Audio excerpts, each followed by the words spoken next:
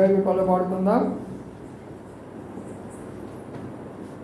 గ్రంథవర్ధనంబులన్ని నావి రాతి అక్షయము వర్షవచనము ప్రాణ దివ్య ప్రేమ వర్ధనంబులు గ్రంథవర్ధనంబులన్ని నావి గ్రంథవర్ధనంబులన్ని నావి రాతి అక్షయము వర్షవచనము ప్రాణ దివ్య ప్రేమ వర్ధనంబులు గ్రంథవర్ధనంబులన్ని నావి. నేను మన యొక్క బైబిల్ పట్టణాన్ని ధ్యానిస్తున్నాం. యోవేలు గ్రంథములో యోవేలు పుస్తకము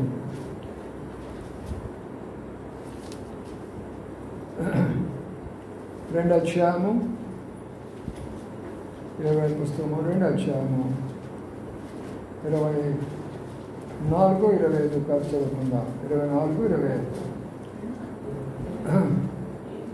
యోవేలు 753వ పేజీ 24, 25 కోట్ల ధాన్యంతో నిండును క్రొత్త ద్రాక్షరసమును క్రొత్త తైలమును రాణులపై కాపర్లు పారును. మీరు కడపారాతని ఎత్తుకొని మీ కొరకు ఇంత కార్యములను నిరీక్షణ మీ దేవుడైన యెహోవా నామమును స్తుతించినట్లుగా నేను పంపిన మిడతలు, గొంగళ పురుగులు, పసర పురుగులు, చీడ పురుగులను నా మహాసైన్యం తినివేసిన సంవత్సరం పంటను మీకు మరలా ఎత్తును. చాలు, ప్రార్థన చేసుకుందాం. ప్రేమల మా ప్రభువు తండ్రి, నమ్మకాన్ని మా దేవానికి స్తోత్రాలు చెల్లించుకుంటున్నాం. రాత్రి కాలం బైబిల్ పట్టణం కొరకై రాగల బిడ్డల బట్టి మీకు స్తోత్రాలు. కనుక రావచ్చు వారిగా ఉంటున్నారు. ప్రభావ మారి మధ్యన వారిని జ్ఞాపం చేసుకోరండి, మర్చిపోయి వారిని జ్ఞాపం చేసుకోరండి. అలక్ష్యంగా నిర్లక్ష్యం ఉన్న వారిని మా ప్రభావ మాట్లాడుతూ తీసుకురమని ప్రార్థిస్తున్నాం.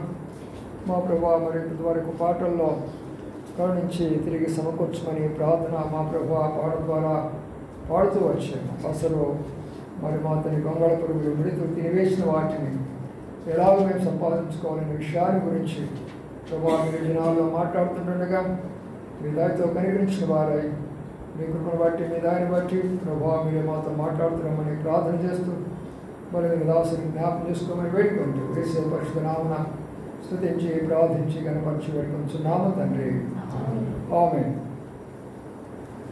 మన బైబిల్ పట్టణంను ధ్యానిస్తూ ఉంటున్నాం. యోవేలు ప్రవక్త అనే విషయాల గురించి కొంత మీకు ఉపోద్ఘాతం చెప్తూ వచ్చాను మొదటి యొక్క క్లాసులో. ఇప్పుడు అంశానికి వెళ్ళిపోతాం.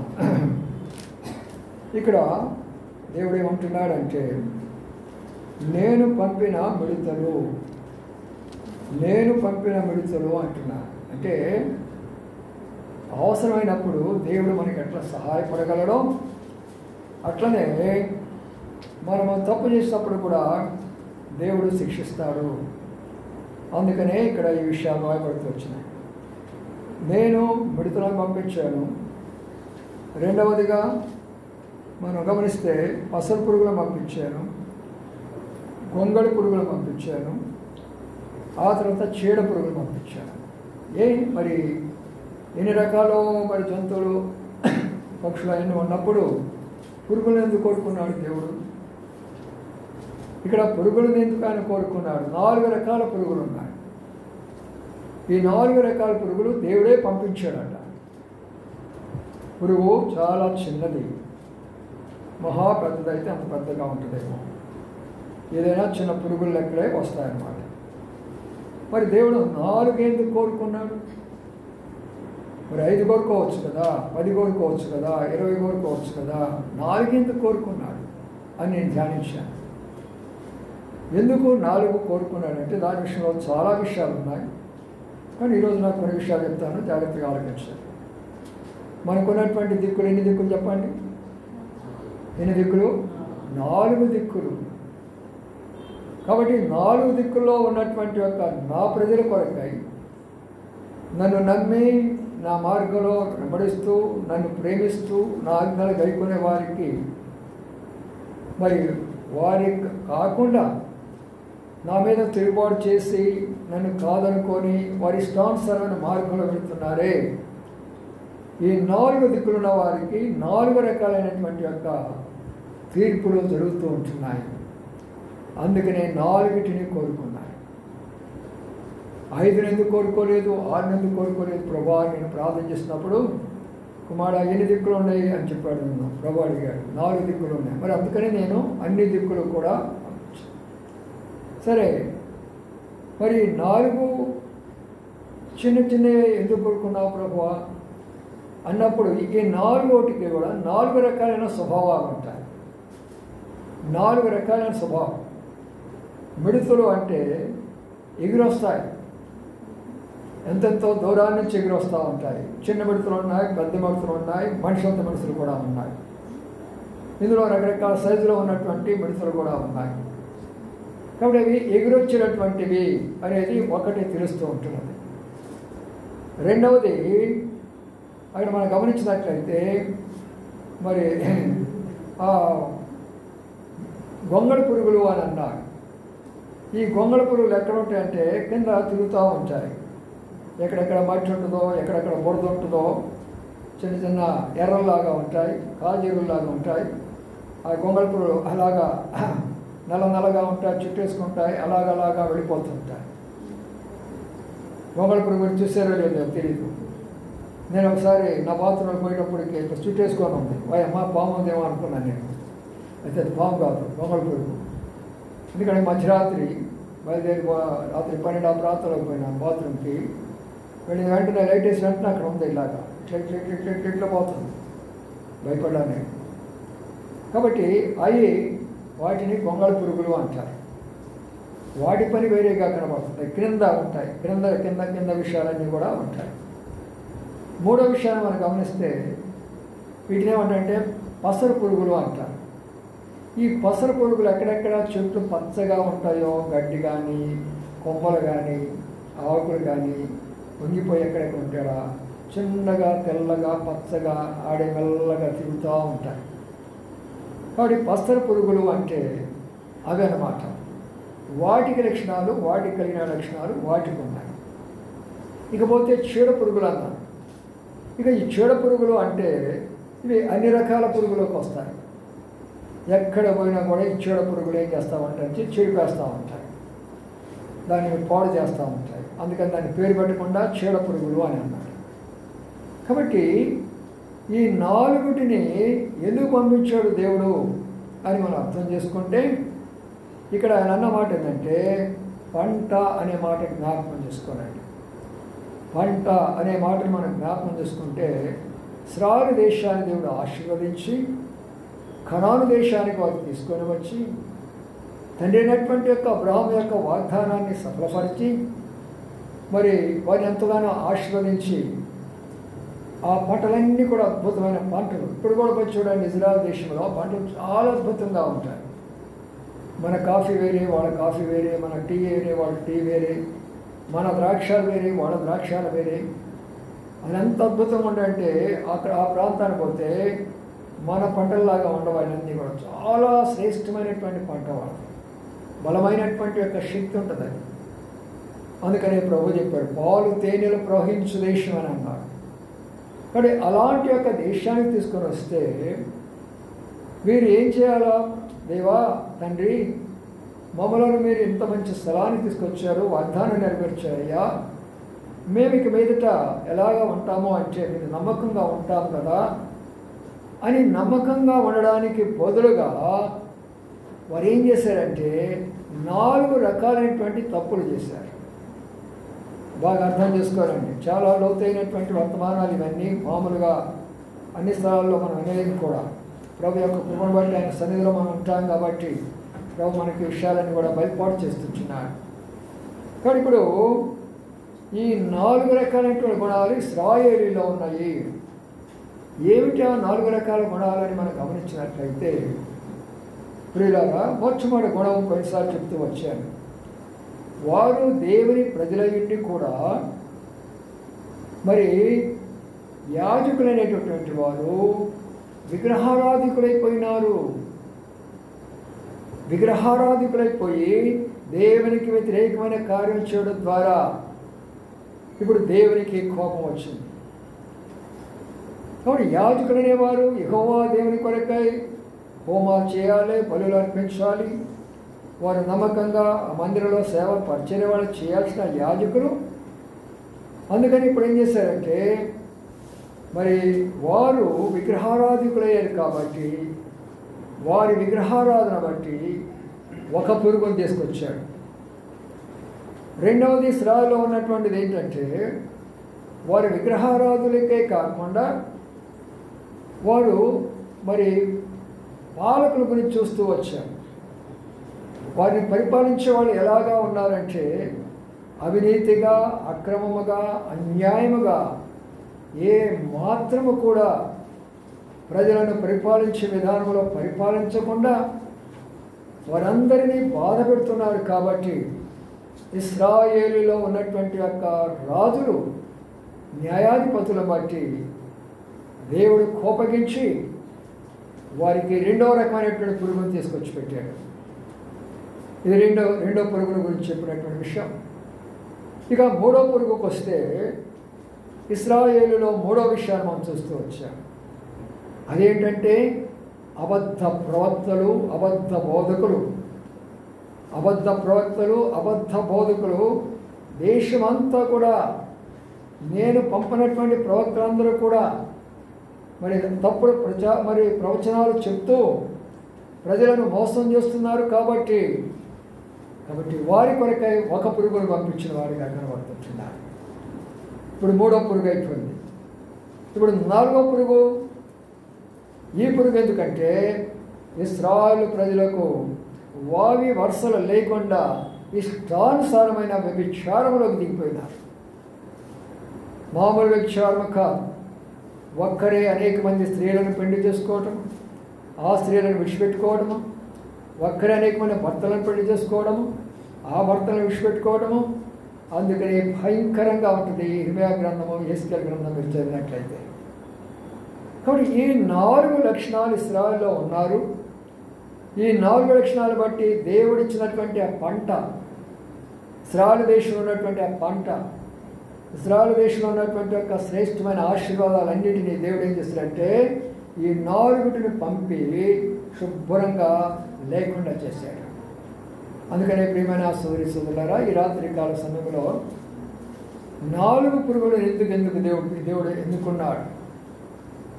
ఎందుకు మిడతలను ఎన్నుకున్నాడు? ఎందుకు పసరు పురుగులను ఎన్నుకున్నాడు? ఎందుకు బొంగళ పురుగులను ఎన్నుకున్నాడు?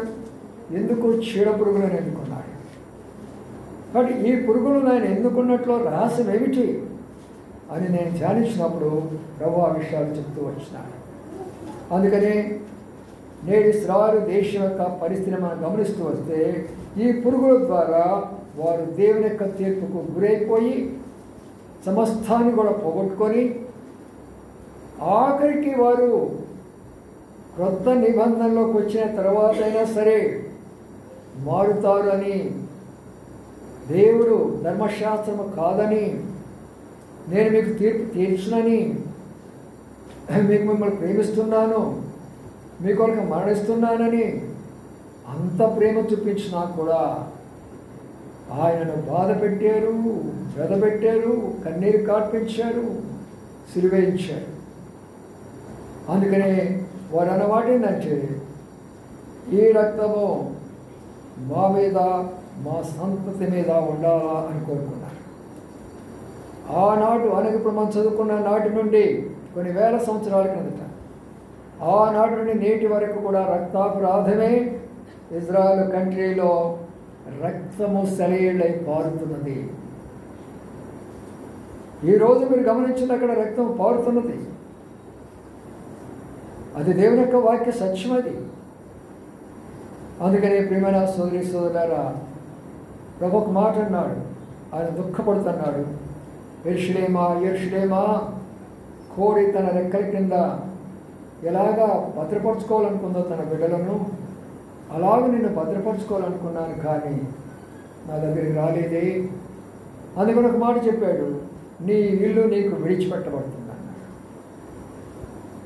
అంటే నీ రాజ్యం నీకు, నీ దేవాలయం నీకు, నీ ప్రభుత్వం నీకు, నీ సైన్యం నీకు, నీ పంట నీకు, అంతా నీకు విడిచిపెట్టేసేస్తున్నావు, నీ ఇష్టం. అందుకని నేటి దిన వరకు కూడా ఇశ్రాయేలు కన్నులు మూయబడినాయి. ఇశ్రాయేలు కన్నులు నేటి వరకు కూడా మూయబడ్డాయి. ప్రభు వచ్చేంత వరకు కూడా వారు మూయబడిన వారిగా కనబడతారు. ప్రియులారా, చూడండి, అక్కడ ఒక మాట కనబడుతుంది. ఇది చాలా ఆశ్చర్యకరమైన మాట. ప్రకటన గ్రంథంలో మనం చూస్తాం ఆ మాట. ప్రకటన గ్రంథము గమనించినట్లయితే 1వ అధ్యాయం, ప్రకటన గ్రంథము 1వ అధ్యాయంలో 7వ వచనం చదువుతున్నాను. ఇదిగో ఆయన మేఘారూఢై వచ్చున్నాడు, ప్రతి నేత్రం ఆయన చూస్తును, ఆయన పొడిచిన వారందరూ ఎవరండి? పొడిచిన వారు, పొడిపించిన వారు ఎవరు? పొడిపించిన వారు ఎవరు? ఇశ్రాయేలీయులే, ధర్మశాస్త్రోపదేశకులే. పొడిచిన వారు ఎవరు? రోమీయులే. కానీ ప్రభు వచ్చినప్పుడు వారి యొక్క సంతతి వారు చూడబోతుంటున్నారు. అదిగో ప్రభు, ఏ ప్రభువును మేము బల్లెలతో పొడిచేమో ఆ ప్రభువే ఆయన అని భూజనులందరూ ఆశ్చర్యపడిపోతారు. భారతదేశంలో ఉన్న వాళ్ళందరూ మేము ఇంత దేవుడు నమ్మాము కదరా, ఏమైపోయినారు మా వాళ్ళందరూ, ఆయన కనబడుతున్నాడు అక్కడ అని అందరూ ఆశ్చర్యపడిపోతారు. ఎంతో ఆశ్చర్యకరమైన రాబోతున్నది పిల్లలారా. అందుకని ఆ మాట అక్కడ రాయబడితే ఏం చెప్తున్నారంటే, మీ ఇల్లు మీకు విడిచిపెట్టబడిందంటే సమస్తాన్ని వాళ్ళు కోల్పోయినారు. ఎంతగా కోల్పోయినారంటే ఈనాటి వరకు కూడా భయంకరమైనటువంటి పరిస్థితి మనం ఇక్కడ చూస్తుంటున్నాం. ఎంత దుస్థితి అంటే, ఇలాంటి చిన్న చిన్న ఆడపిల్లల చేతిలో కూడా ఏం పెట్టారు చెప్పండి? గన్స్ పెట్టారు, తుపాకులు పెట్టారు. అది దేవుని వాక్యానికి విరుద్ధమైన విషయం. అది ఎప్పుడైతే స్త్రీలు రాజ్య పరిపాలన చేస్తారో అక్కడ గొప్ప దేవుని యొక్క తీర్పులు జరిగినట్లుగా చరిత్ర చెబుతున్నది.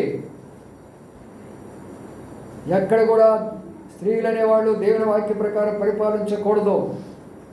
పరిపాలించారు అక్కడ ఏ మాత్రం కూడా శాంతి ఉండదు, సమాధానం ఉండదు. భయంకరమైనటువంటి దేవుని యొక్క తీర్పులు జరుగుతూ ఉంటాయి ఏ దేశమైనా సరే. అందుకని నా ప్రియమైన సోదరి సోదరులారా, ఆ ఉద్దేశం ఇక్కడ జరుగుతూ వచ్చేసింది.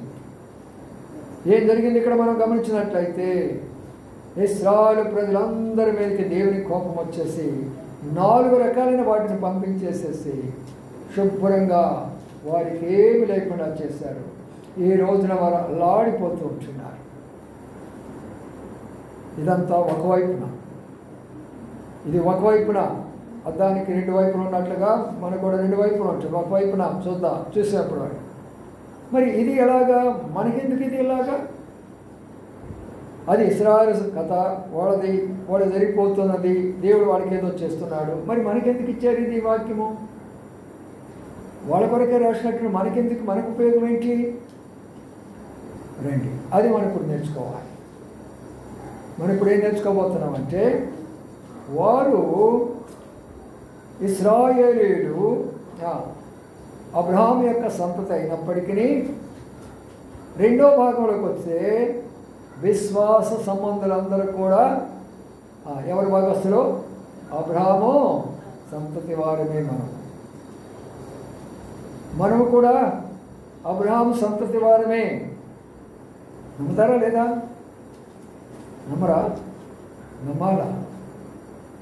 నేను కూడా షార్ట్ మెసేజ్లు పెడుతూ 3 మెసేజ్లు పెట్టాను. మీరు ఎంతమంది చూస్తున్నా తెలియదు, కానీ అందులో చెప్పాను నేను, ప్రపంచం అంతా కూడా 3 నుంచే ప్రపంచం అంతా కూడా ఎలాగ వచ్చిందో, వాళ్ళ యొక్క బ్యాక్గ్రౌండ్ ఎలాగుందో వరుసగా చెప్తూ వచ్చాను.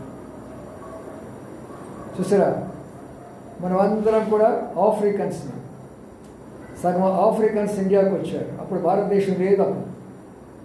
ఈ ప్రాంతానికి వచ్చిన తర్వాత దానికి పేర్లు మారుస్తూ వచ్చారు. భారతదేశం అని, భారతఖండం అని, హిందూ దేశం అని, సింధు దేశం అని, ఇండియా అని రకరకాల పేర్లు పెట్టుకుంటూ వచ్చారు. ఆఫ్రికా నుంచి కొంతమంది ఇక్కడికి వచ్చారు. తదుపరి ఆసియా నుంచి కొంతమంది వచ్చారు. ఆఫ్రికా నుంచి వచ్చిన వారు హాము సంతతి వారు అయితే, ఏషియా నుంచి వచ్చిన వారు షేమ్ సంతతి వారు. వారందరూ కలిసి భారతదేశం వాడుగా చేసుకొని ఈరోజు కొట్లాడలో తనుకుంటున్నాం, భారతదేశంలో కొట్టుకొని తిరుగుతున్నారు వీళ్ళు. వాళ్ళేమో హాగర్ సంతతి, షారా సంతతి కొట్టుకుంటుంటే అక్కడ అరేబ్ దేశాల్లో, ఇక్కడ వీళ్ళు కొట్టుకుంటున్నారు, హాముషేమ్ సంతతి కొట్టుకుంటున్నారు భారతదేశంలో. ఎందుకు ఈ విషయాలు చెప్తున్నానంటే, దేవుని యొక్క వాక్య సత్యాన్ని మనం జ్ఞాపకం చేసుకోవాలి. అన్నీ కూడా ప్రాక్టికలే, మతము కానే కాదు. మిగతా ఎన్ని మతాలే, ఎన్ని వచ్చినాయో అన్ని మతాలే. మానవుడి మతిలో నుంచి వచ్చినాయి కాబట్టి మతాలు. ఈయన పరలోకం నుంచి వచ్చాడు కాబట్టి ఇది మతము కాదు.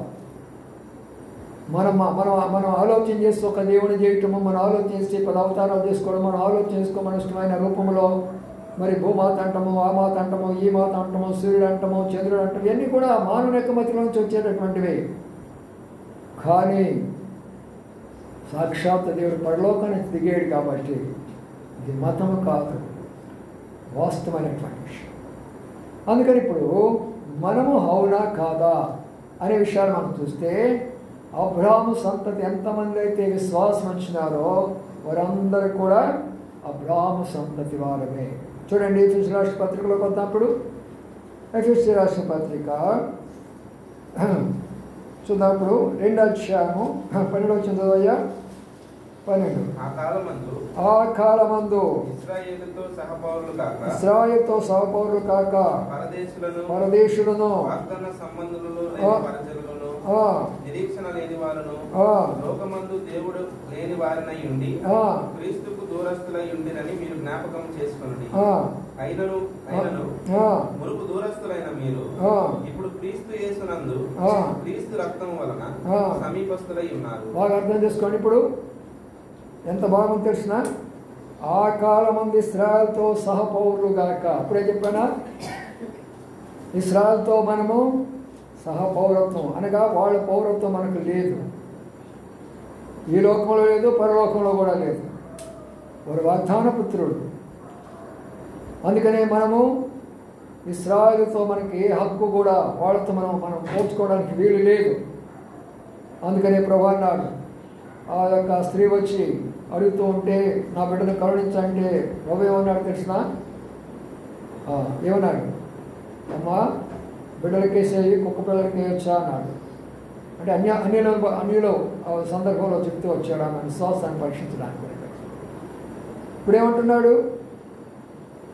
సహపౌరులు కాక పరదేశులు. పరదేశులు అంటే అర్థం ఏంటి? పరదేశులు అంటే అర్థం ఏంటి? ఒక దేశానికి సంబంధించిన వారం కాదు మనము, పరలోకానికి సంబంధించిన వారం కాదు.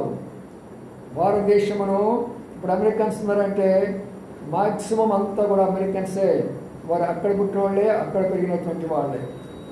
ఈ మధ్యకాలంలో ఎక్కువగా ఈ సాఫ్ట్వేర్ ఒకటి వచ్చిన తర్వాత ఈ యొక్క ఎక్కువ మంది ఇండియన్స్ ఎక్కువ వెళ్ళి అక్కడ సెటిల్ అవుతున్నారు. కానీ అలాగే రష్యన్స్ అంటే రష్యన్సే, చైనాస్ అంటే చైనాసే, ఎవరైనా కూడా అక్కడే కొద్ది గొప్ప వీసా తీసుకొని అక్కడికి సెటిల్ పడతారు. కానీ భారతదేశం అంటే కాదే, భారతదేశం అంటే కాదే. భారతదేశం ఎవరి సొమ్ము కాదు. భారతదేశం అలాగే ఏర్పడుతూ వచ్చింది. ఆ యొక్క నోవా సంతతిలో ఉన్న మరి హాము సంతతి నుంచి కొంతమంది వస్తే, ఆ తర్వాత షేమ్ సంతతి నుంచి మరి కొందరు వస్తే, యాపత్ సంతతి నుంచి కొంతమంది వచ్చారు. ఎవరు ఈ యాపత్ అంటే ఎవరు తెలిసిన? యాపత్ అంటే బ్రిటిషర్స్ అనమాట. యాపత్ అంటే అమెరికన్స్ అనమాట. యాపన్స్ అంటే యూరోపియన్స్ అనమాట. యాపన్స్ అంటే స్విట్జర్లాండ్, హాలాండ్, పోలాండ్, ఇవన్నీ యూరోపియన్ కంట్రీస్ ఎన్ని ఉన్నాయి అవన్నీ కూడా యాపన్స్ అంటుంది. వారు ఎందుకు అంత అభివృద్ధిలోనికి వచ్చారు?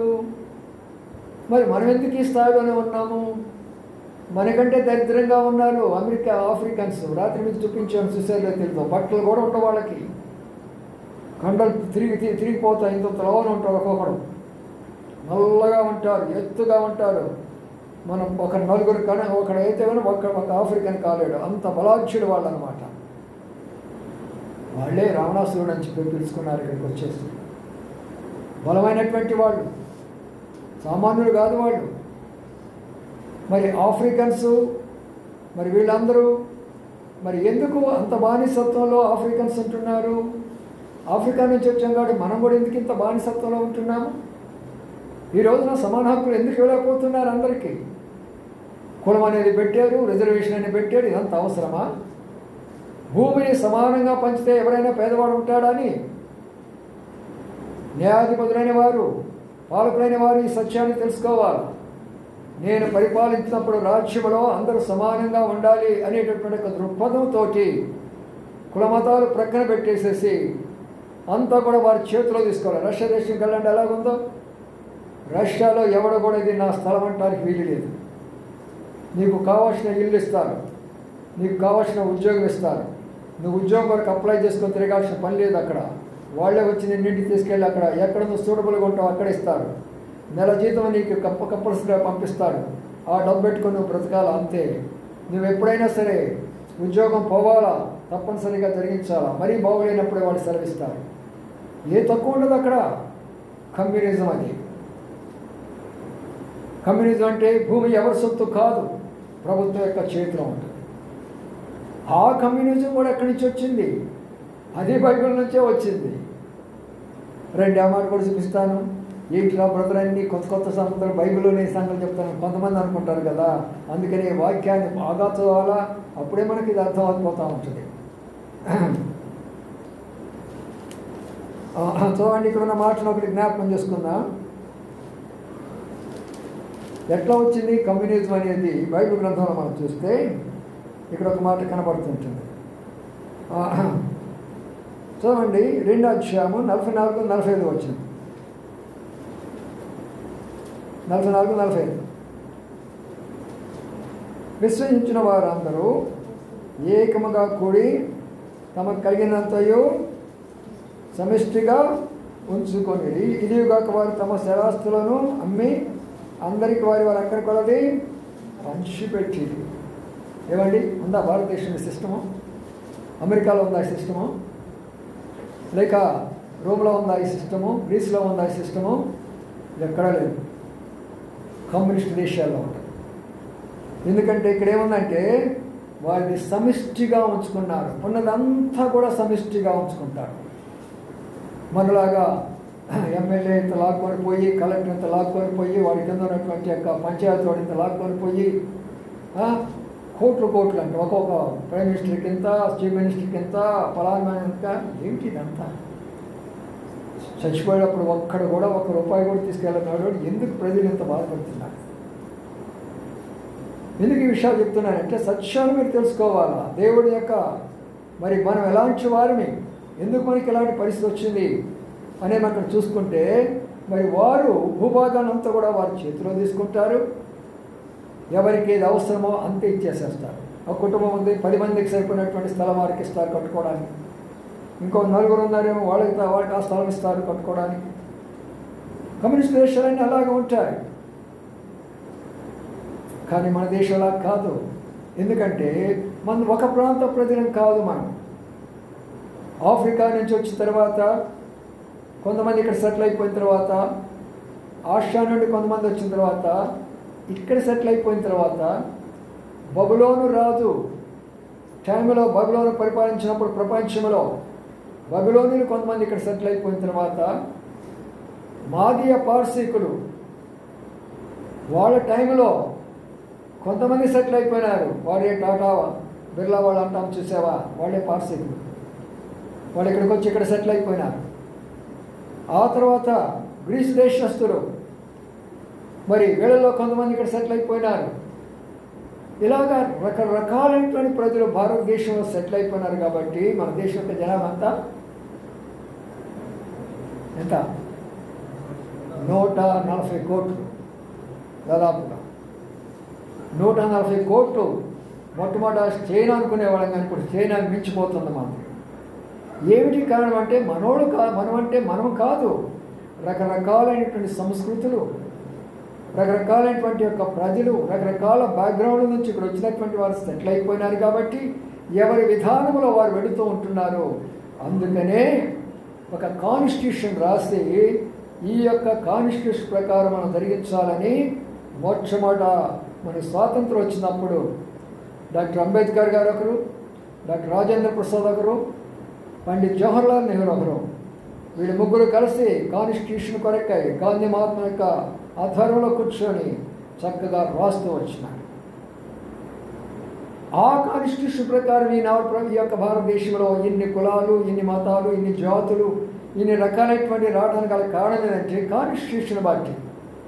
అవన్నీ కానీ లేకపోతే మనం అందరం ఒకటే. There is no religion, no caste, we are all one.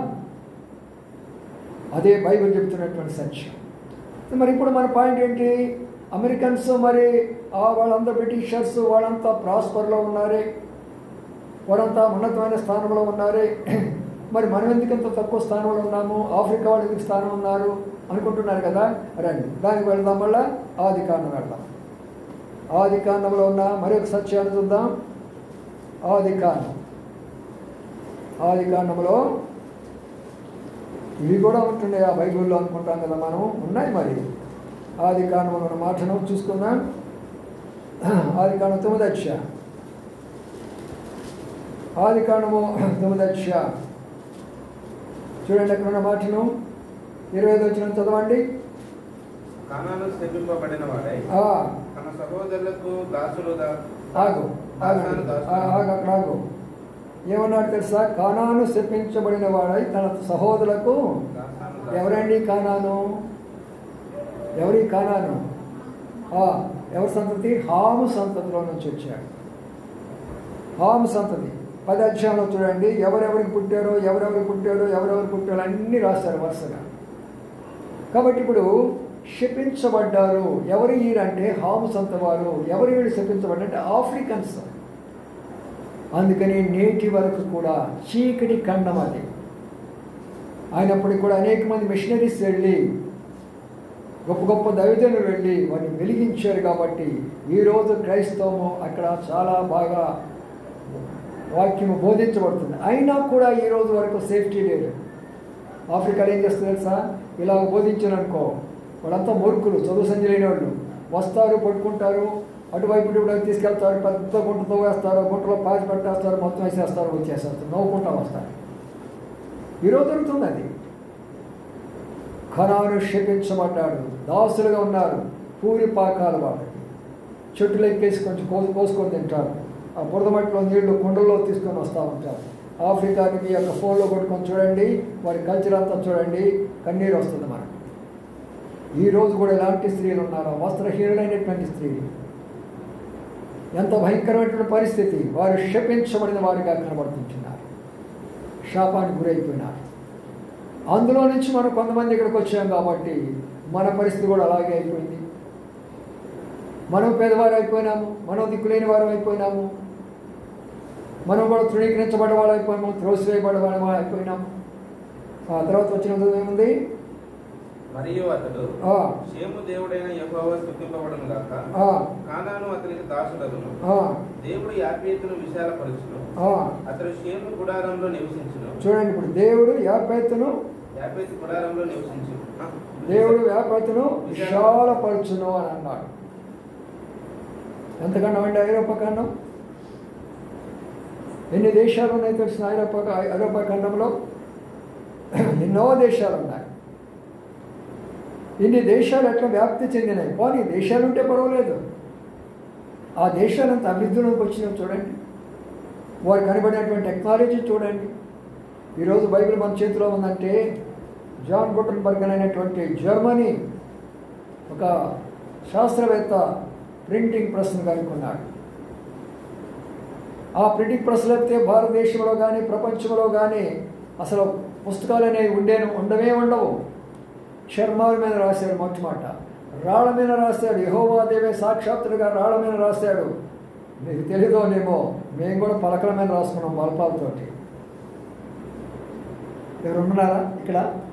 బల్పాలతో రాసుకున్న వాళ్ళు ఉన్నారా? మీరు పలక తీసుకోపోయేవాళ్ళం, మీలాగా ఇన్ని తీసుకోపోయేవాళ్ళం కాదు. బలపం సంచి వేసుకొని అందరూ వేసుకునేవాళ్ళం, నీళ్ళు బాటిల్ వేసుకునేవాళ్ళం, పోయేవాళ్ళం.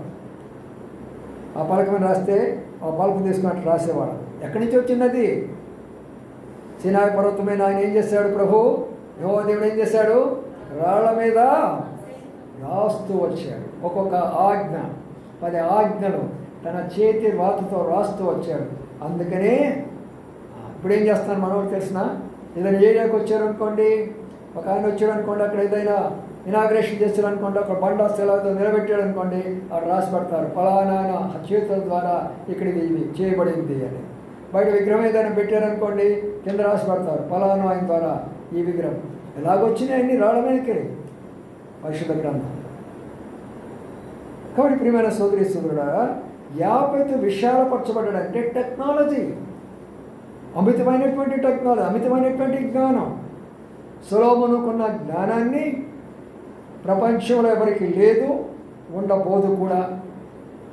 ఏదో ఇప్పుడు అనుకుంటున్నారు కదా, ఏదో దాని ఏమంటారు, ఫోన్లు వచ్చినాయి, ఇప్పుడు ఏదో టీవీలో వచ్చినాయి, ఇప్పుడు ఎన్నదో ఆయన అనుకొని చాలామంది చాలా గొప్పగా చెప్పుకుంటున్నారు. పాత టెక్నాలజీ చూస్తే మీరు ఆశ్చర్యపడిపోతారు. పాత టెక్నాలజీ ఎలా ఉంటుందో తెలిసిన, ఒక గోడ కడితే ఆ గోడ మీద రథాలు పోయేటటువంటి పైన బబులోను దేశంలో. నమ్ముతారా మరి విషయాన్ని?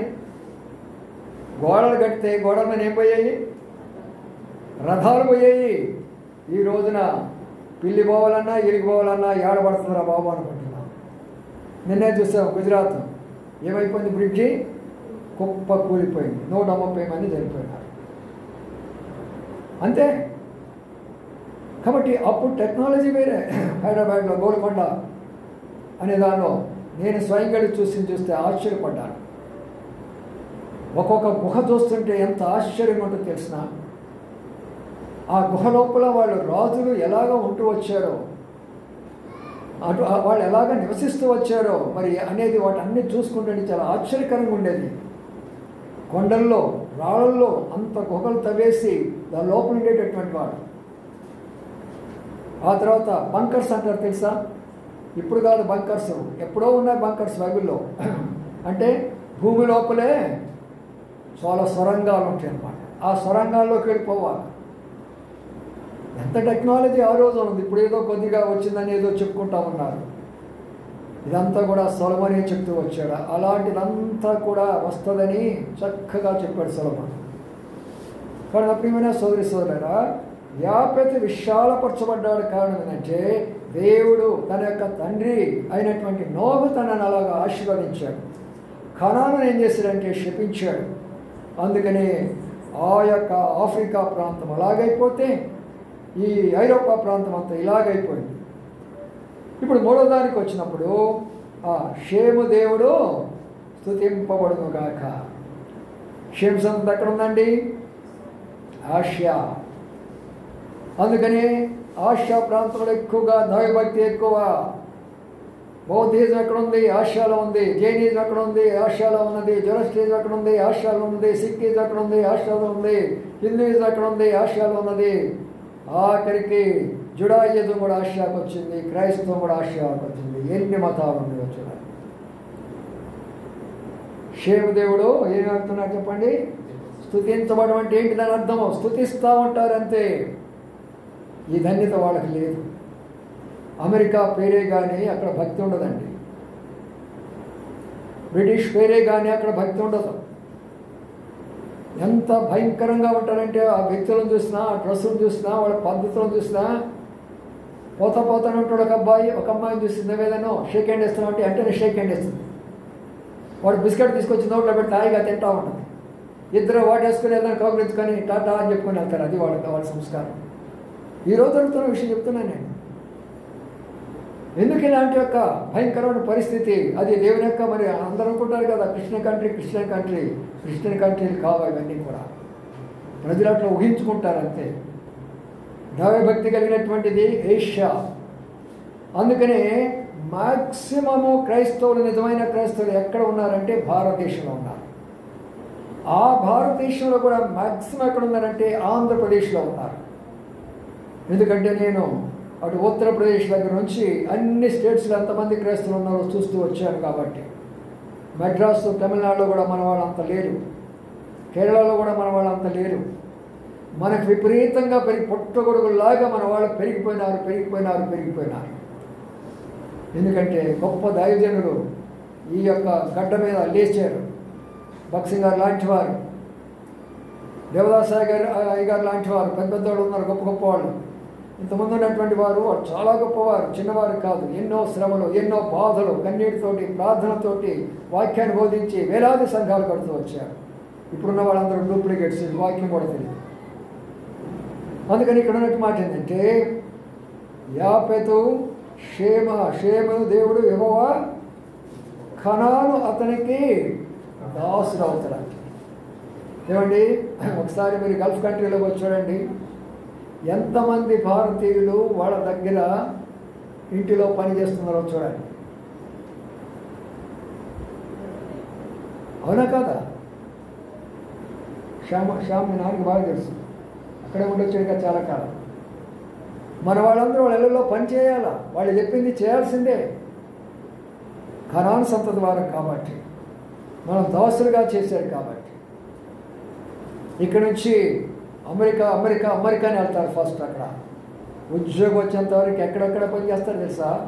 అబ్బాయి పెట్రోల్ పోస్తూ ఉంటాడు, అమ్మాయి అంట్లు తోముతూ ఉంటుంది, ఇంకొక అమ్మాయి ఇంకో హోటల్లో పని చేస్తూ ఉంటుంది.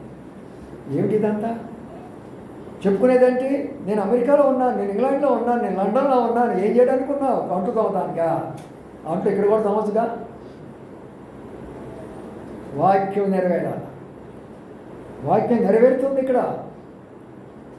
అయితే ప్రభు ఏమన్నాడంటే, అయినప్పటికీ మునుపు మీరు ఎలాంటి వారు? ఇశ్రాయేలుతో సమానులు కాదు. ఇప్పుడే వచ్చిన చదవండి, మళ్ళా వచ్చిన మర్చిపోకండి. ఎఫెసు రాష్ట్ర పత్రికలో పైన వచ్చిన ఆ కాలమందు ఇశ్రాయేలుతో సహపౌరులు కాక పరదేశులను. ఏంటి మన ఇప్పుడు పరదేశులమే. 2 వాగ్దాన నిబంధన లేదు మనకు. ప్రభువు యేసుక్రీస్తు వారు భూలోకంలో లేనప్పుడు మనకు వాగ్దానాలు ఎక్కడున్నాయి? పాత నిబంధన కాలము మనకు కాదు, ధర్మశాస్త్రం మనకు కాదు, అన్యులకు కాదు ధర్మశాస్త్రం.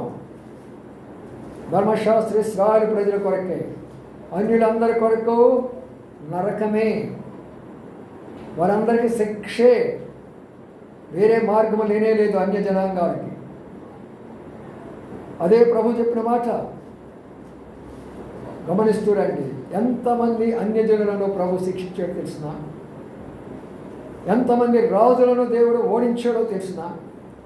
అష్షూరు రాజులు ఓడిపోలేదా? బబులోను రాజులు ఓడిపోలేదా? సిరియా రాజులు ఓడిపోలేదా? ఇన్ని రకాల రాజులు ఎంతమందిని దేవుడు ఓడించాడు. ఓడించడం కాదు, వారిని తుత్తునీయలుగా నలగొట్టించాడు. ఫిలిస్తీన్లు ఎంతమంది చనిపోయినారు అనగా పాలెస్టైన్. అన్య జనాంగాలందరికీ కూడా దేవుని యొక్క అప్పుడు ఏమాత్రం కృప లేదు. ధర్మశాస్త్రమే. ధర్మశాస్త్రం అంటే కంటి కన్ను పంటికి పన్ను. కొట్టినవాడు కొట్టు, తిట్టినవాడు తింటూ, చంపవాడిని చంపేసేసే. అది పాత నిబంధన కాదు. కానీ ఈ రోజున ప్రభు వచ్చి మార్చివేసాడు దానిని.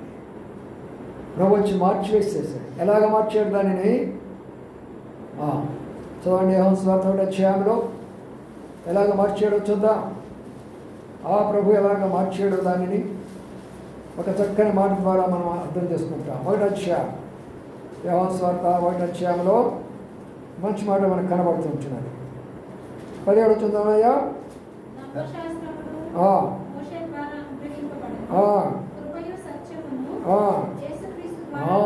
ధర్మశాస్త్రం ద్వారా అంటే ధర్మశాస్త్రం ఏంటి? ఏం చెప్తుంది? తప్పు చేసేవా శిక్షే. దావీదు తప్పు చేశాడు, బెత్షెబాతో పాపం చేసినా లేదా? ఏమైపోయింది?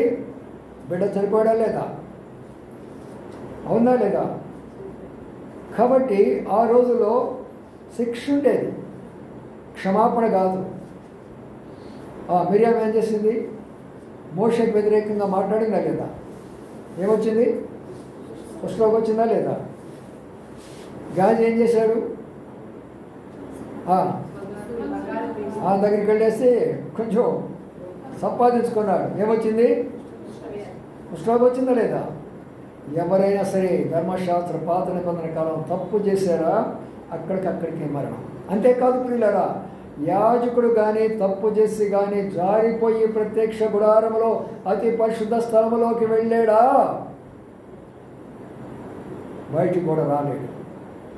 అక్కడికక్కడే స్పాట్లో డెత్. అందుకని యాజకుడు పోయేటప్పుడు ఏం చేస్తాడు తెలిసిన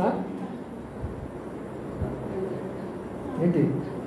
గంటలు మనోళ్ళు ఆవిస్తారు. ఇప్పుడు ఈ గంటలు అక్కడి నుంచి వచ్చినాయే,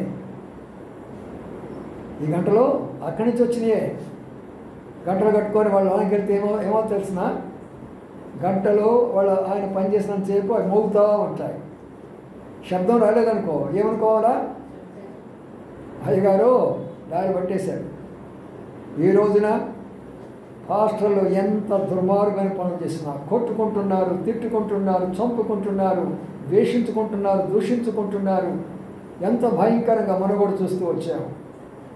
చర్చిని పబ్లిక్గా చూపించాడు. ఆ పాస్టర్లు ఈ పాస్టర్లు తెగొట్టుకుంటున్నారు సంఘంలోని, ఆ పెద్దలు తెగొట్టుకుంటున్నారు సంఘంలోని. ఆయన ప్రభు వాళ్ళని ఏం చేశాడు? ఇప్పుడు క్షమిస్తున్నాడు, శిక్ష రావటం లేదు. అనగా మనం ఇప్పుడు ధర్మశాస్త్రం కింద లేము. మనం ఎక్కడ ఉన్నామో? కృప, ఆయన దయ, ఆయన ప్రేమ. అందుకని నా ప్రియమైన సోదరులారా, ఒకప్పుడు వాగ్దాన పౌరులం కాదు, ఒకప్పుడు ఇశ్రాయేలు సపాని వారం కాదు, ఒకప్పుడు మనము పరదేశంలో ఉన్న వారిని. ఇంకో మాట ఏముంది అక్కడ? తర్వాత నిరీక్షణ లేని వారు, లోకమందు దేవుడు లేనటువంటి వాళ్ళము. ఇది చాలా ప్రాముఖ్యమైన విషయము. అంటే ఒకప్పుడు భారతదేశంకి దేవుడు ఉన్నాడా? ఎవరి ఇష్టం వాళ్ళదే. 3 రకాలైనటువంటి ప్రజలు ఉంటారు భారతదేశంలో. వాడేమో గ్రామ దేవతలు ఒకరైతే, పట్టణ దేవతలు ఒకరైతే, మరి పండితుల దేవుళ్ళు ఇంకొకరు అవుతాయి. 3 రకాలైనటువంటి ట్రైబల్స్, రకరకాలైనటువంటి వారు భూలోకంలో ఉండేవారు. ఆ దినాన మన దేశంలోనే ఉండాలి. కాబట్టి ప్రియమైన సోదరులారా, ఎందుకు ఈ విషయాలు చెప్పానంటే, ఒకప్పుడు మనకు నిజమైన దేవుడు మనకు తెలియదు. ఎవరు ఈ లోకాన్ని సృష్టించాడో, ఈ లోకాన్ని ఎవరు ప్రేమించారో, ఈ పంచభూతాలు మనకి ఎలాగో వచ్చినాయో, మనమందరి పంచభూతాలను వాడుకొని హాయిగా ఎట్లా జీవిస్తున్నామో మనకు తెలియదు. అందుకని మోషే వెళ్ళాడు, పర్వతం మీద దేవుని సన్నిధిలో ఉన్నాడు. కొంచెం ఆలస్యం అయిపోయింది. ఇశ్రాయేలు ఏం చేస్తున్నారు? ఎవరి దగ్గరికి వచ్చారు? ఆరోన్ దగ్గరికి వచ్చారు. ఏమడుగుతున్నాడు? ఆ కొండ ఎక్కడు మోషే ఎడుపడిపోయినాడు మాకు తెలియదు. ఏం చేయాలి ఇప్పుడు? మా కొరకున ఒక దేవుడిని చేయమన్నారు. ఏం దేవుడు చేశారు వాళ్ళు? దూడను చేశారు. అదే ఈరోజు కొట్టుకొని వస్తున్నారు అందరూ. దూడను చేసుకొని వారు ఇశ్రాయేలు ప్రజలే దూడను చేసుకొని దాని చుట్టూ ఎగురుతూ ఉంటున్నారు. ఈరోజు మనం చేయడం వల్ల అయితే ఏం చేశాడు? మోషే వచ్చిన తర్వాత ఏం జరిగింది అక్కడ? ఎంత కోపం వచ్చింది తెలిసిన? వీళ్ళందరినీ మోషే నువ్వు దూరంగా ఉండి వీళ్ళందరూ కాల్చి వేస్తానన్నాడు. మోషే అన్నాడు, బతిలాడాడు, అయ్యా అట్లా చేయగాకయ్యా, అట్లా చేయొద్దు, అందరూ చంపొద్దయ్యా, బతిలాడుకున్నాడు మోషే. సరే అయితే. కాబట్టి ప్రియమైన సోదరులారా, ఒకప్పుడు దేవుడు లేనటువంటి వాళ్ళం మనం.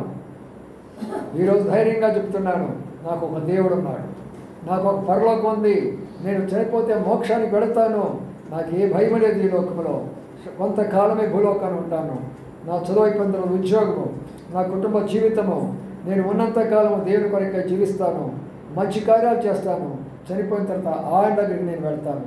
అది ధైర్యంగా చెప్పేటటువంటి మాట. ఎవరైనా అడగండి, మీరు వెళ్ళి ప్రభువుని విశ్వసించిన వాళ్ళని అడిగితే ఏమంటారు తెలిసిన? నువ్వు చనిపోతావు అనుకో, ఎక్కడికి వెళ్తావు నువ్వు? ఎవరు చూసి వచ్చారు అనేవాడు కొంతమంది. అవునా కదా? కొంతమంది అంటారు, అరే నువ్వు కుక్కగానో నక్కగానో పుడతావురా. మరి కొందరు కొంచెం ధనవంతులు అనుకో, వచ్చే జనంలో రాజుగానో మంత్రిగానో పుడతావురా. చూడండి ఎలా ఉన్నదో పరిస్థితి. కానీ మనం ఏం చెప్తాము? గొప్ప దైవజనుడు ఉన్నాడు, ఆయన పేరు చాలా పేరు మోస్తున్నటువంటి ఇంగ్లాండ్లో మరి గొప్ప దైవసేవకుడు ఆయన. ఆయన ఎంతగా పనిచేసేవాడంటే ఒక రోజుకు వచ్చేసంట కనీసం 4 వర్తమానాలు ఇస్తారంట. ప్రతిరోజు 4 వర్తమానాలు ఇస్తారంట. ఆయన మెల్లిమెల్లిగా అనేకమైన సంఘాలు స్థాపించిన తర్వాత 87 దాటిపోయినాయి. అప్పుడు వచ్చి అడిగారట, అయ్యగారు మీరు పెద్దవాళ్ళు అయిపోతున్నారు, మరి ఇప్పుడు మీరు చెప్పలేని పరిస్థితిలో కూడా వస్తున్నారు. ఒకవేళ మీరు ప్రభు దగ్గరికి వెళ్తారేమో, ఆ రోజు ప్రభు నేను పిలుస్తారేమో, ఏం చేస్తావు అయ్యగారు అన్నాడట. ఆ పెద్ద ఆయన చెప్పిన మాట ఏంటంటే, 4 గంటలు వేస్తాను, నా బైబిల్ నేను చదువుకుంటాను, ప్రార్థన చేసుకుంటాను, భోజనం చేసుకుంటాను, నా సేవ కొరకు నేను వెళ్తాను, పని అంతా ముగిస్తాను, సాయంకాలం వస్తాను, ప్రభు నేను సిద్ధంగా ఉన్నాను అంటాడు. నన్ను అక్కడ తీసుకెళ్తాడు. అందులో గొప్ప సంగతి ఏముంది? ఎవరైనా చెప్పగలరా ఇంత ధైర్యంగా? మరణాన్ని గురించి ఎవరైనా చెప్పగలరా? ఒక నిజమైన విశ్వాసే ధైర్యంగా చెప్పగలరు, నేను పోతే ప్రభువే. ఎందుకంటే నా పనే నాకంత ఇది, నేను చేసే పని, నేను పడే కష్టము, నా ఆత్మ సంపాదన, నా నిజమైన జీవితమే నా ప్రభు దగ్గరికి పెడతాననేది ఉంటుంది. చాలామందికి అలా ఉండదు. క్రైస్తవులు కూడా చాలామంది ఉండదు. నేను ఒక ఆయన బోధ చేస్తూ ఒక మాట అన్నాడు. చాలా పెద్ద బోధకుడు ఆయన, సామాన్య బోధ కాదు. ఏమన్నాడంటే, మనం అందరూ చనిపోయిన తర్వాత మరి దేవుని దగ్గర మనం నిలబడాలా, ఆయన న్యాయపీఠం దగ్గర నిలబడాలా, జాగ్రత్త మీరు అని అన్నాడు. న్యాయపీఠంకి ధవళ సింహానికి తేడా తెలియలా ఆ పాస్టర్ గారికి. నేనేం చెప్పాలి మరి? అప్పుడు నేను అన్నాను, పాస్టర్ గారు మీరు పెద్దవాళ్ళు, మనమందరం కాదు, చనిపోయిన వాళ్ళందరూ ఆయన న్యాయపీఠం దగ్గర ఉండరు. మార్పు చెంది ఎత్తబడినటువంటి వారే మధ్యాకాశంలో నిలబడతారు. మార్పు చెంది ఎత్తబడిన వారు న్యాయపీఠం ఉంటుంది, వాళ్ళకి సింహాసనం ఉండదు అక్కడ. న్యాయపీఠం వరకు అంటే మార్పు చెంది మధ్యాకాశం వెళితే ఎవరి కష్టార్జితాన్ని బహుమానాలు ఇస్తారయ్యా, అక్కడికి వెళ్తారు వాళ్ళు. ప్రకటన గ్రంథం 7వ అధ్యాయంలో ధవళ సింహాసనం మీద కూర్చున్నప్పుడు మృతులైన వాళ్ళందరూ లేచి ప్రభు దగ్గరికి వస్తారు. పాత నిబంధన కాలం నుంచి కొత్త నిబంధన కాలం వరకు అందరికీ అప్పుడు తీర్పు జరుగుతుందయ్యా అని చెప్పాను నేను. ఇది చెప్తున్నాను ఈ విషయాలంటే మనం అర్థం చేసుకోవాలి. మన ప్రభు ఎలాంటి వాడు. ఒకప్పుడు దేవుడు లేనటువంటి వాళ్ళని ఈనాడు ఏమన్నాడు? క్రీస్తు ద్వారా, క్రీస్తు రక్తం ద్వారా మీరు ఏమైపోయినారంట? సమీపస్తులైపోయినాం. అంటే ఇప్పుడు ఏంటి దాని అర్థము? ఇజ్రాయెల్కి ఎన్ని హక్కులు ఉన్నాయో మనకు కూడా అన్ని హక్కులు ఉన్నాయి. వారికి ఎన్ని వాగ్దానాలు ఉన్నాయో మనకు కూడా అన్ని వాగ్దానాలు ఉన్నాయి. వారికి ఎలాగ పరలోకములో ప్రవేశం ఉన్నదో మనకు కూడా ప్రవేశం ఉన్నది. ఇదంతా రావడానికి కారణం ఎవరు చెప్పండి? ఇదంతా రావడానికి కారణం ఎవరు చెప్పండి? ప్రభువైన యేసు క్రీస్తు వారు. అందుకనే ఆ మాట మీకు అర్థం కావాలంటే ఇన్ని సంగతులు చెప్పాల్సి వస్తుంది. ఏదో మత్తయి సువార్తలో 4 మాటలు చెప్పాలంటే చాలా ఈజీగా ఉంటుంది. పాత నిబంధన కాలం మనం అర్థం చేసుకోవాలనుకుంటే చాలా కష్టతరమైనటువంటి విషయం. అందుకని ప్రియమైన సోదరులారా, మనము కూడా సహపౌరులం కాబట్టి ఇప్పుడు మన మీద కూడా ఏం జరుగుతుంది? ఇప్పుడు ఇందాక చెప్పాను, ముగింపులోకి వస్తున్నాను, తర్వాత క్లాస్లో తర్వాత విషయాలు చెప్తాను. 4 పురుగులు ఎందుకు ఎన్నుకున్నాడు దేవుడు? 5, 6 ఒక డజన్ ఎందుకు ఎన్నుకోలేదు? ఎన్నో రకాల పురుగులు ఉంటే ఎందుకు ఎన్నుకున్నాడు చెప్పండి? 4 పురుగులు ఎందుకని ఉన్నాడు చెప్పానుగా. 4 దిక్కులు అంటే 4 దిక్కులు ఉన్నవారు అందరికీ కూడా ఎవరిని నేను విడిచిపెట్టను. మీరు ఎక్కడైనా ఉండండి, తూర్పున ఉండండి, పడవన ఉండండి, ఉత్తరం ఉండండి, దక్షిణం ఉండండి, వాడిని నేను విడిచిపెట్టను. రెండవది, ఈ పురుగుకు ఉన్న లక్షణాలు చెప్పాను. మిడతలు ఏం చేస్తూ ఉంటాయి? ఎగిరెగిరి పడుతూ ఉంటాయి. ఒక దండుగా వస్తాయి, లైన్గా వస్తాయి, చిన్నవి పెద్దవన్నీ వస్తాయి. పంట మాత్రం శుభ్రంగా తినేసి వెళ్ళిపోతూ ఉంటాయి. అది ఒక రకమైనటువంటి గుంపు. రెండవది ఏ గుంపు? రెండవది ఏంటి? ఏమని చెప్పాను అవి? గొంగళ పురుగులు. ఈ గొంగళ పురుగులు ఎక్కడెక్కడ ఉంటాయో చెప్పాను. మట్టిలో, బురదలో, బాత్రూములో, అనేక స్థలాల్లో తిరుగుతూ ఉంటాయి. ఇవన్నీ గొంగళ అనమాట. కింద తిరుగుతూ ఉంటాయి. ఇవన్నీ కూడా పైన అవి తింటుంటే కింద తింటూ కూర్చుంటాయి. మూడవది ఏం చెప్పాను? పసర పురుగులు. ఏం చేస్తూ ఉంటాయి? ఎక్కడెక్కడ పచ్చగా ఉన్నాయో, ఎక్కడెక్కడ మంచి రుచిగా ఉన్నాయో అక్కడ తిరుగుతూ ఉంటాయి. తిరిగేది అవన్నీ ఆ యొక్క ఆకులు వాటిని అన్నిటి కూడా కొనుక్కొని తిని శుభ్రంగా బాగా జీవిస్తూ ఉంటాయి. నాలుగోది ఏంటది? చీడ పురుగులు. ఈ చీడ పురుగులు ఏం చేస్తూ ఉంటాయి? అంతా పాడు చేస్తూనే ఉంటాయి. కానీ మా ప్రియమైన సోదరుడా, వారికి ఆ పంట అయితే దేవుడు మనకు ఒక పంట ఇచ్చాడు. మొట్టమొదట ప్రతి వ్యక్తి కూడా దేవుడు ఒక పంట ఇచ్చాడు. ఆత్మఫలం అనే పంట ఇచ్చాడు, వ్యక్తిగతమైన పంట. రెండవది కుటుంబం అనే పంట ఇచ్చాడు. భార్య భర్తలు బిడ్డలనే పంటనిచ్చాడు. ఇది రెండవ పంట. మూడవ పంట దేవుని యొక్క సంఘములో విశ్వాసులు, సహోదరులు, సహోదరులు అనే పంట ఆయనే ఒక మన పంటగా ఇచ్చినారు. ఈ మూడు పంటలు మనకున్నాయి కాబట్టి ఈ మూడు పంటల్లో ఈ 4 రకాలైనటువంటి యొక్క మరి ఎందుకు ఈ పురుగులు ఎలాగెలా వచ్చినాయో, అవి ఎలాగెలాగ మన జీవితాలను, మన కుటుంబాలను, మన యొక్క సంఘాలను, మన పరిచర్యలను మనం ఎలాగ నాశనం చేస్తున్నాయో వాటిని గురించి వచ్చే క్లాసులో మనము ధ్యానించుకుందాం. కాబట్టి మనము వారు ఇశ్రాయేలీయులు పోగొట్టుకున్నారు, నేటి వరకు కూడా సంపాదించుకోలేకున్నారు. కానీ దేవుడు మనకిచ్చిన వాగ్దానం ఖచ్చితంగా నెరవేరబడుతుంది. రండి ప్రార్థన చేసుకుందాం. ఒక నిమిషం మౌనంగా మనమే పరీక్షించుకుందాం. ప్రభువా, మీరు మాట్లాడుతూ వచ్చారు. ఇశ్రాయేలు ప్రజలు 4 విధాలుగా విధేయులైపోయినారు, విగ్రహారాధికులైపోయినారు. మనం కూడా విగ్రహారాధికులైపోయినామా? వారు పాలకులందరూ కూడా అవినీతి పరులు అయిపోయినారు. మనం కూడా అవినీతి పరులు అయిపోయినామా? వారి ప్రవర్తనంతా కూడా అబద్ధికులు అయిపోయినారు. మన బోధకులందరూ కూడా అబద్ధికులు అయిపోతున్నారు కదా. వారు వ్యభిచారులు అయిపోతున్నారు. నేడు ప్రపంచం అంతా కూడా వ్యభిచారం అయిపోతున్నారు. సంఘాల్లో కూడా అది ప్రవేశించింది. కాబట్టి మన జీవితాల పంటను తినేస్తున్నాయి, మన కుటుంబాల పంటను తినేస్తున్నాయి, మన సంఘం యొక్క పంటను కూడా తినేస్తున్నాయి. ప్రవాహంతోనే జరుగుతున్నాయి సమస్తం. అలాంటి రాకుండా ఉండాలంటే మనం జాగ్రత్త ఉండి ప్రార్థన చేసుకుంటూ రావాలి. మన ప్రార్థన ద్వారా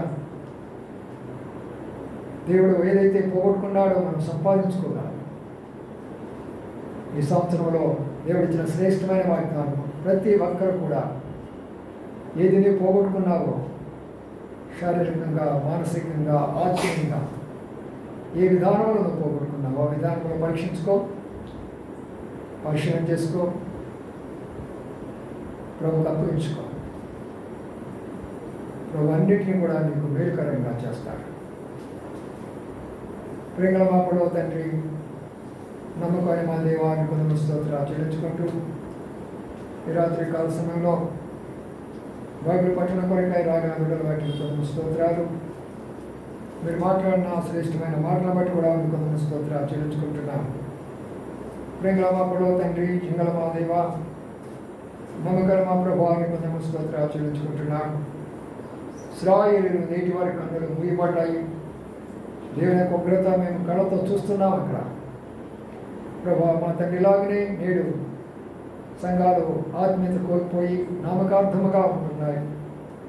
ప్రభా మా మీద దయ చూపించమని ప్రార్థన చేస్తున్నాను. ప్రేమల మాపడో తండ్రి మా చిన్న మంద మీద కూడా కనికరించండి. ఎవరి కుటుంబాల్లో ఏ సమస్యలు ఉన్నాయో మీకు తెలుసు. ఎవరి పంటలు పోగొట్టుకుంటున్నారో, మీరు ఇచ్చిన ఆత్మ ఫలాలు పోగొట్టుకుంటున్నారా?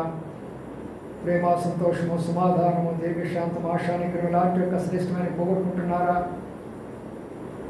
భార్యలు భర్తలు ప్రేమలను పోగొట్టుకుంటున్నారా? సంఘంలో ప్రభా ఇవ్వడిన పరిచర్య వీటన్నిటిని పోగొట్టుకుంటున్నామా? ఏది మేము నష్టపరుచుకున్నామో ప్రభు అవన్నీ మీరు మాకు దయచేయమని వేడుకుంటూ విధాలు హస్తాలకు అప్పచెప్పుకుంటున్నా. మా తండ్రి సమయంలో మా కొరకై ప్రార్థిస్తున్నాం. ఆ బిడ్డ దుర్ప్రాంతం ఉంటున్నది, అనారోగ్యం ఉంటున్నారని వింటున్నాం. మీరు కనికరించండి, దయ చూపించండి. మీరు కొరకై జ్ఞాపం చేసుకోమని ప్రార్థిస్తున్నాం. సోదరికి కూడా దామని కావాల్సిన ఆరోగ్యం దయచేయమని కూడా ప్రార్థన చేస్తుంటున్నాం. అట్లా ఎవరెవరు అనారోగ్య పరిస్థితులు కూడా వెళ్తుంటున్నారో ఆ బిడ్డలందరికీ కూడా మీరు కృషించమని ప్రార్థిస్తుంటున్నాం.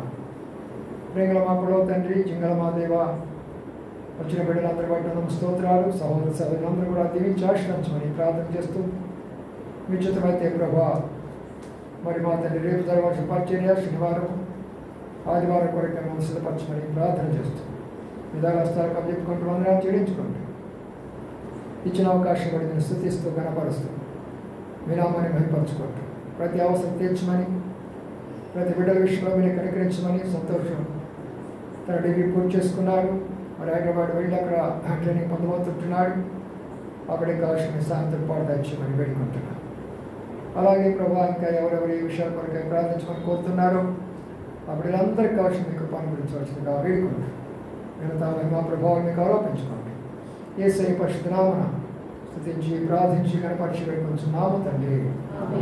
ఆమేన్. మన తండ్రి అయిన దేవుని ప్రేమయు ప్రభువైన యేసు క్రీస్తు కృపయు పరిశుద్ధాత్మమైన సహవాసం మనకును పరిశుద్ధులందరికీ ఇప్పుడు ఎల్లప్పుడూ సదాకాలము తోడై ఉండును గాక. ఆమేన్. జీవితమెవరికి నీ జీవితమెవరికి ఈ లోకములో జీవించు జీవితమంతా